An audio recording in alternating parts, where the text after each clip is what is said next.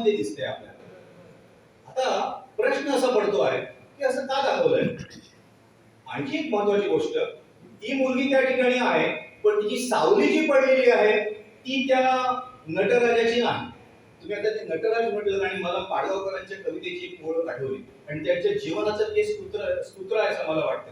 हे चित्र बघताना ते कुठलं, जीवनाच्या सोहळ्याला जायचे आहे, जीवनाच्या सोहळ्याला जायचे आहे, आतले आनंद गाणे गायचे आहे. फुल जेव्हा फुलत असते, बघा काय सुंदर ओळ आहे, फुल जेव्हा फुलत असते, मरण जेव्हा झुलत असते, आतला नटराज मजला व्हायचे आहे, जीवनाच्या सोहळ्याला जायचे आहे.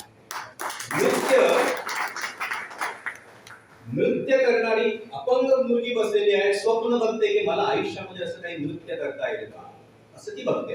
आता याचं सूत्र लेखकाच्या जीवनाशी काय आहे, तर दिव्यांगत्व लाभल्यामुळे जीवनामध्ये संघर्ष करावा लागला आणि संघर्ष करताना मला सुद्धा हे भरतनाट्यम नव्हे, माणसाला जीवनामध्ये सर्जनाचं नर्तन जर करता आलं, मग ते चित्रांच्या माध्यमातून असेल, स्वरांच्या माध्यमातून असेल आणि अक्षरांच्या माध्यमातून. म्हणून एका बाजूला आरसा आहे आणि दुसऱ्या बाजूला पुस्तक आहे आणि ही जी कला आहे वाचन आणि सृजन, या वाचन आणि सृजनाच्या माध्यमातून जीवनामधलं आपलं सगळं जीवन जे आहे.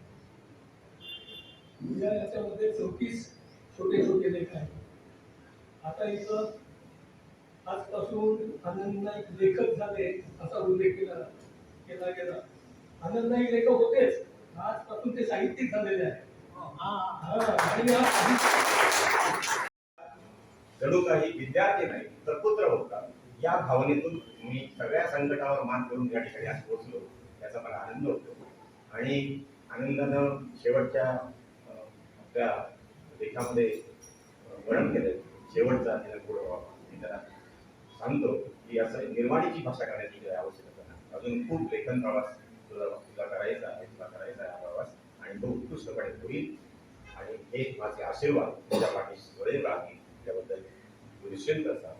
वाळवे सर असताना जे लेखन खूप प्रमाणात होतं, आकाशवाणीवर बहुतेक सगळे साहित्य प्रकार, कादंबरी सोडली तर सगळे साहित्य प्रकार मी हाताळले होते, पण सातत्य नव्हतं. ते परत अवित बगरेंनी आणि किशोर शेठ मांदेकरांनी मला परत हिट केलं आणि वाळवे सरांची जी परंपरा आहे ती परत पुढे नेण्यास मदत केली. या प्रतिबिंब नावात खूपशा गोष्टी घडलेल्या आहेत.